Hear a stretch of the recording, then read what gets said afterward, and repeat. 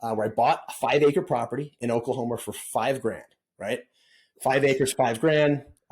The state said, dude, we're taking this from you. Sorry. We're putting a highway dead center through the middle of your property. It's ours now, not yours. And I was like, dang it. It's like, I just lost $5,000, but it's not, I guess, not the end of the world, right? They call me back later and they're like, all right, we want to buy it from you. We're not just going to take it. We're going to buy it. We'll give you something for it. I'm like, all right, cool. Just by chance, what do you want to offer for it? They're like, we'll pay you $65,000. And I was like, all right, now we're talking. So that would have been a $60,000 profit, right? Yeah. I get this liaison between me and the state. She says, well, you can actually offer more. You can request more from them and they'll pay it. And I'm like, really? And I didn't want to get crazy because I didn't want to be like $10 million. And they're like, screw you, we're taking it. Yeah. So I said, what about 80? What about $80,000? Would they do that?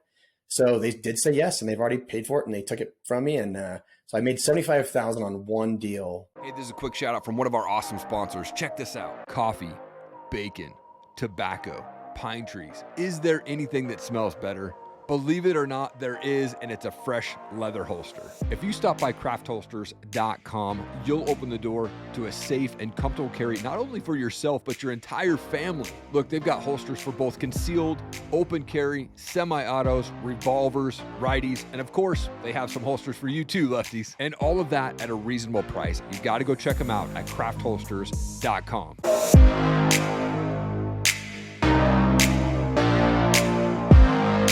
PJ, you're a husband, you're a father, you're in the dirt game, you're the founder of Landlife, you're a podcaster, you're a former pro fighter. Thank you so much, man, for your time, man. I appreciate it. Dude, Erik, thank you so much for having me on, man. I'm really excited to be here. I'd like to kick things off by going back a bit. You were born in Barbados. What was childhood like for you, man? Yeah, so I was born in Barbados. We didn't live there super long. The base did shut down a little bit later. It was a Navy base. Okay. Basically during the Cold War, they had these little bases popped up in the Caribbean that not a lot of people knew about, but they were all over the place. Anyway, I lived there for a little bit. Dude, traveled the world, man. My mom's British. We've been to a lot of different countries. We lived in Sicily on the beach for years. Lived all over the country, all over the world. Then kind of settled. My dad retired and we moved to Denver, and it's kind of where we landed. I went to college here, went to high school here, kind of stayed in Colorado most of the time. Now, did you train as a fighter out there in Denver? Yeah. So most of my training was in Western Colorado. So I go to college, right? And I'm like, I'm going to play college football. First of all, I'm really not that good. Okay. So I'm in my mind though, like, I'm going to keep working hard. I'm going to keep lifting weights, training, and eventually they're going to give me a scholarship. Of course they are. Sure. So that did not work out. But I'm like, I'm kind of like a go-getter, right? I'm an athlete. I want to do stuff. So there was this local gym, and it advertised kickboxing, and this is back in the days with the yellow pages, right? Yeah. So it's like I see through the yellow pages this place is advertising kickboxing. I'm like, dude, that sounds super cool. So I show up, and they progressively beat me up just about every day for months. Yeah. And then one day they're just like, hey, we got some fights coming up. Do you want to do them? I'm like, absolutely. I'm just one of those dudes that's like, do you want to jump out of this plane right now? I look up in the sky. I'm like, yeah, I do. Yeah. no thinking involved. Just kind of like, let's go do it and see what happens. So yeah, jump in a fight. I got smoked right away. This guy came back though and actually did pretty well for about 11 years. I fought. Wow. I fought for probably like 50-ish fights. Okay. Won quite a bit more than I lost. Ended up working for Chuck Norris on his World Combat League TV show. Did a few episodes there, and then realized kind of like when I was around real professionals, I realized I am not a real professional in the fight game. I was a really good amateur, right? I was a really good competitive amateur, and I liked it. I really enjoyed it.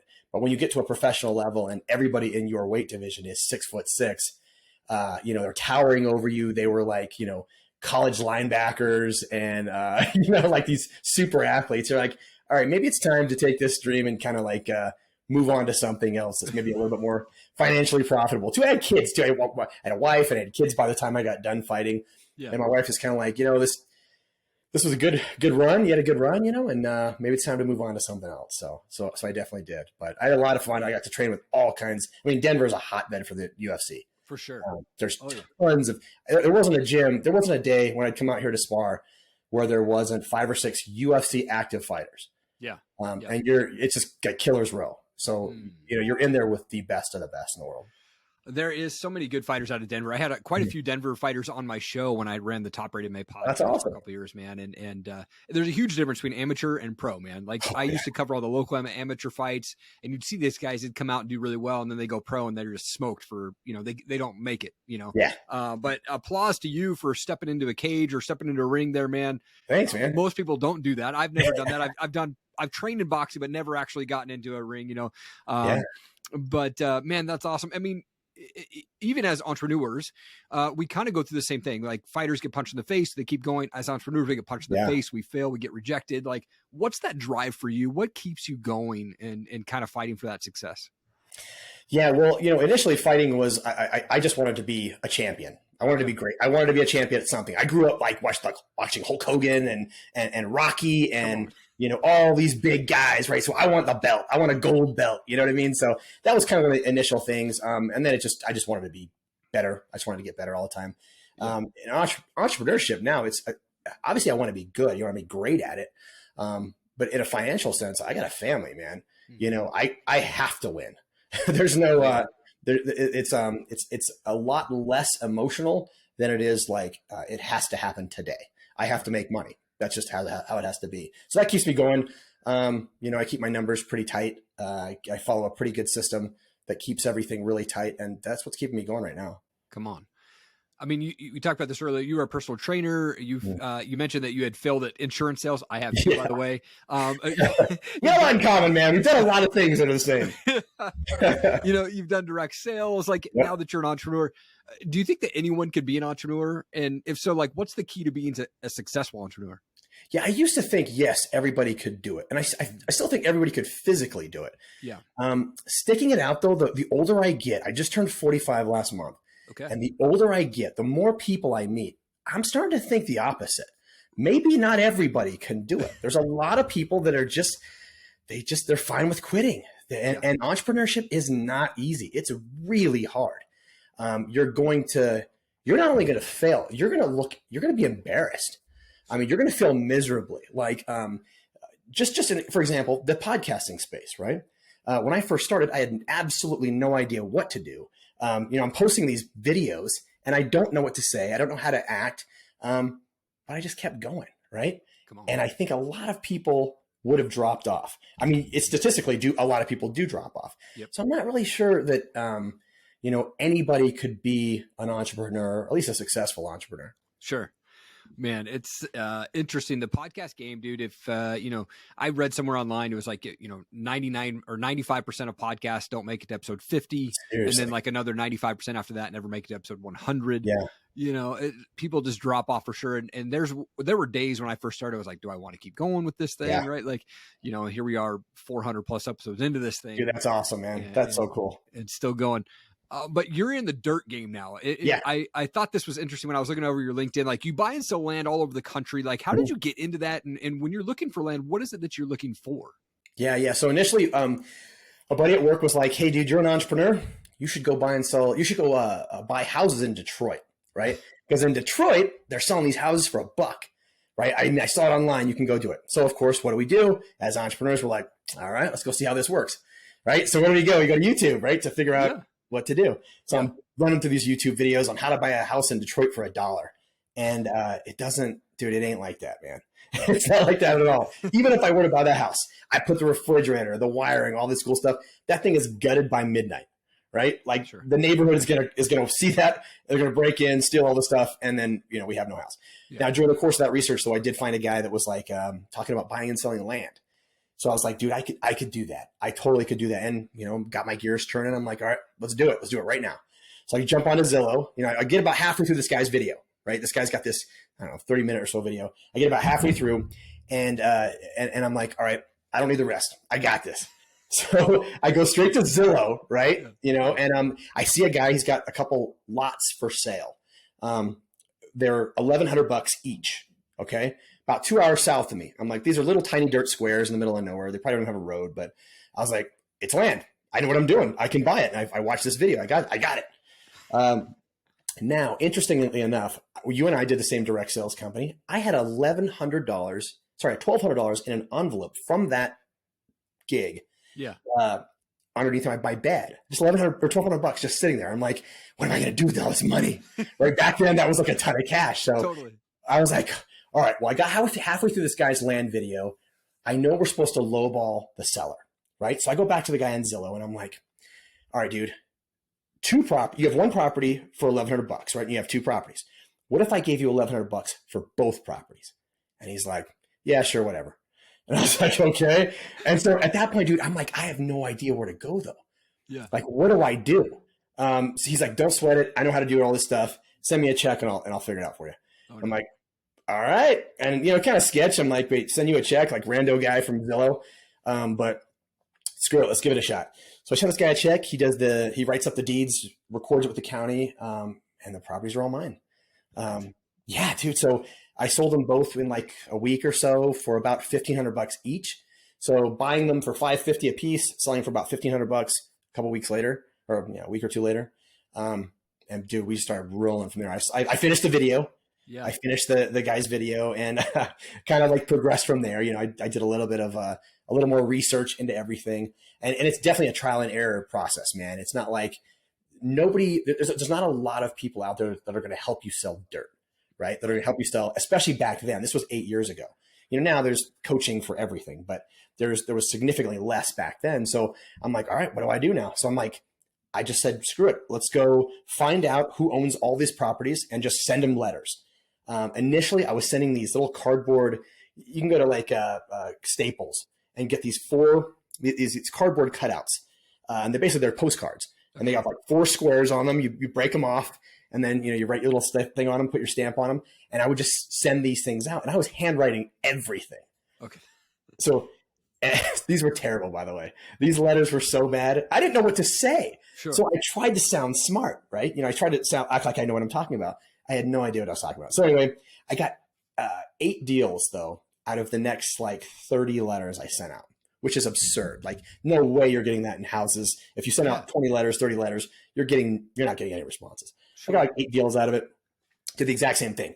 Bought for roughly $400 or $500, flipped for like $1,500, and then I'm out. But yeah, I've did that since that was about 8 years ago. I've done about 500 or so deals since then. Hey, this is a quick shout out from one of our awesome sponsors. Check this out. Thank you to Tranquil Turtle Massage. They are located right in the heart of downtown Coeur d'Alene, and Tracy is a master massage specialist and Hanu Ashiatsu trainer. Look, my wife and I go see her and her team every single month, and we walk away feeling great.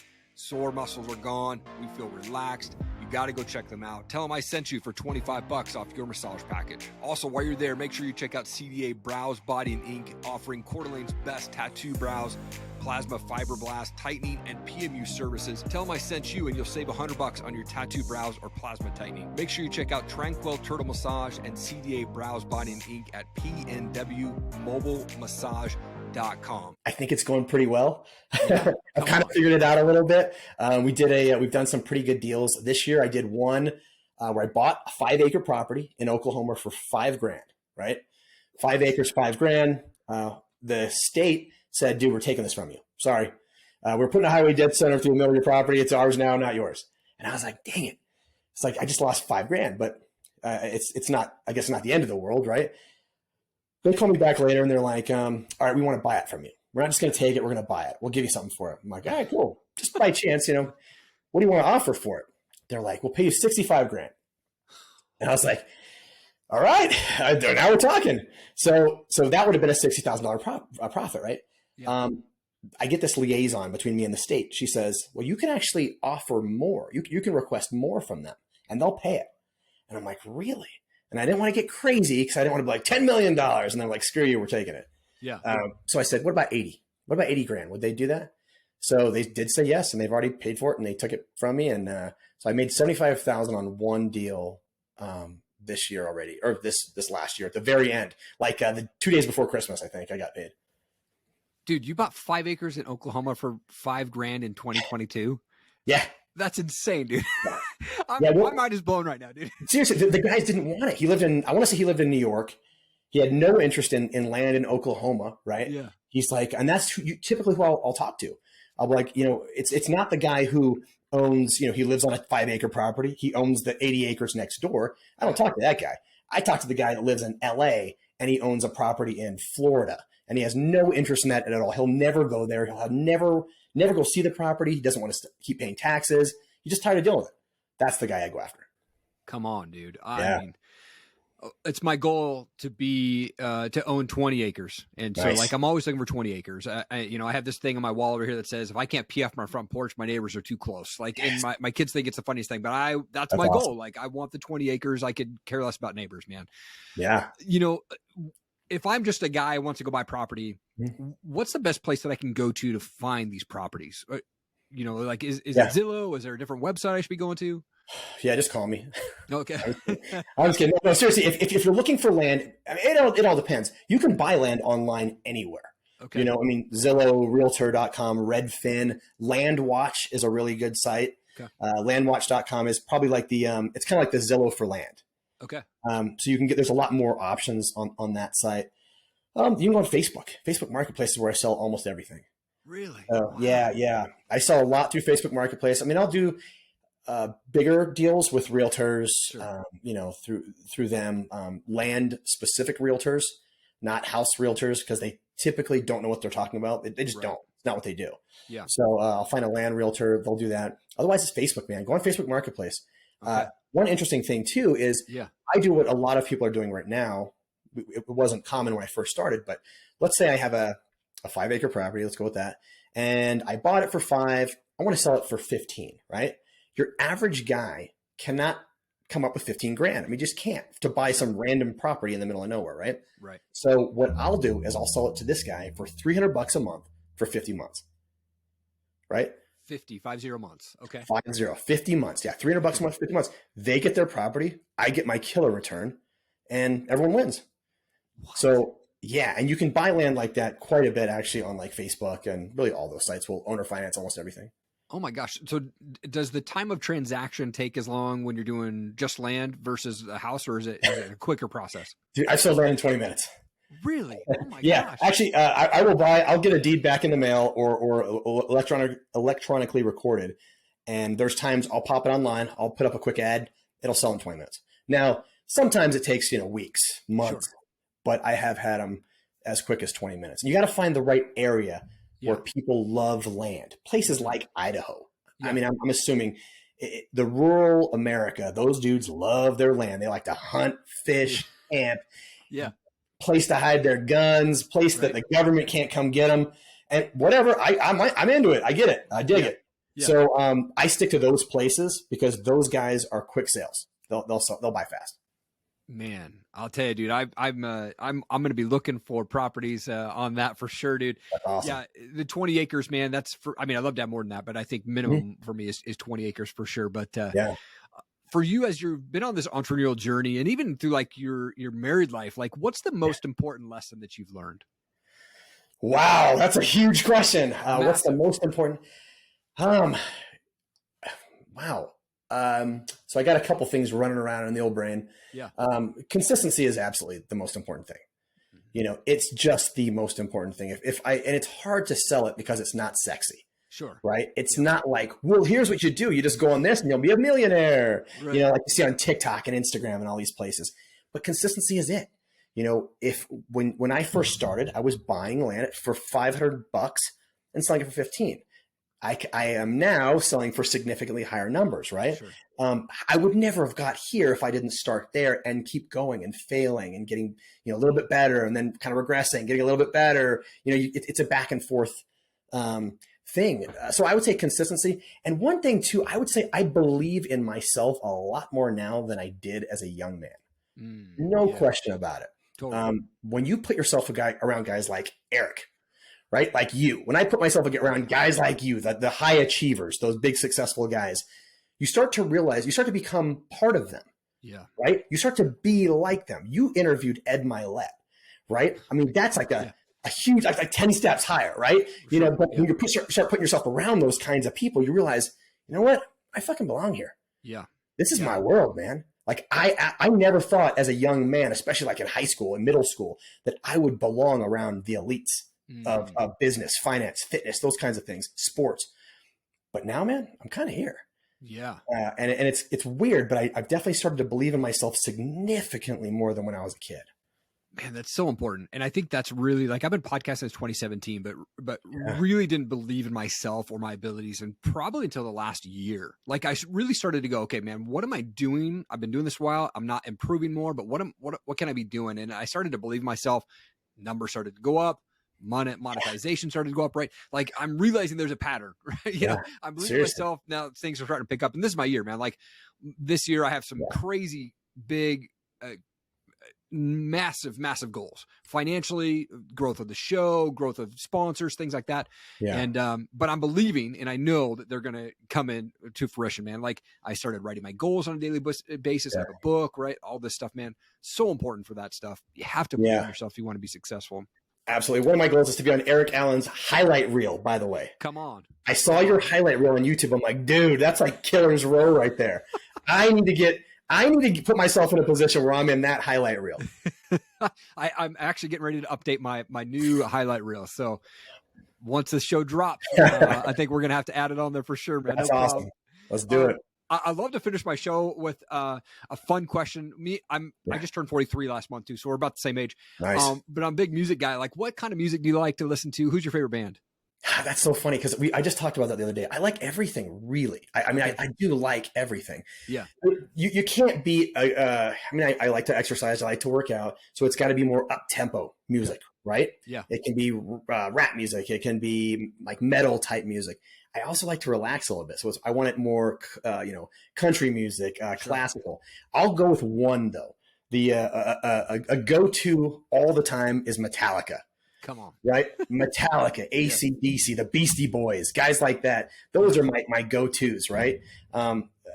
So that's what I would say is probably my, I guess my go-to for if I have to pick one. Sure. Oh yeah. Metallica is one of those bands, man, that have been around forever. I've seen them a couple times and just amazing live. I saw them drunk and I saw them sober. I like the drunk better, but hey, you know what? I'm glad they're sober now. That's awesome. And what's crazy is Metallica has a saying in one of their songs that it's one of my mottos for life. Okay. And it's kind of weird to say, like, what was it? Don't tread on me. No, it was, its advantages are taken, not handed out. In one of Metallica's songs, they say advantages are taken, not handed out.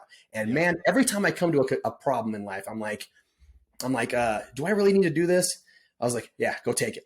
Come on. It's kind of interesting. Like that Metallica would be the one that would give you that one of those life lessons, but it definitely does. Right. Oh man. Yeah. Dude, that old school, the 90s, early 2000s, man. I was just jamming out to Wu-Tang yesterday, man. I was like, dude, I'm all over the place as well. Like, I'm mostly rock, but I love listening to the old school hip hop, man. Absolutely. And so, dude, this was such a killer show, man. I love what you got going on, and it's just got my brain turning right now. I'm like, dang, dude, like That's awesome. My wife and I, we've been renting this house for the last 6 years, and it was because we short sold in 2014, then we missed the whole buying opportunity a little bit. But like, I'm like, man, I'm so ready to buy.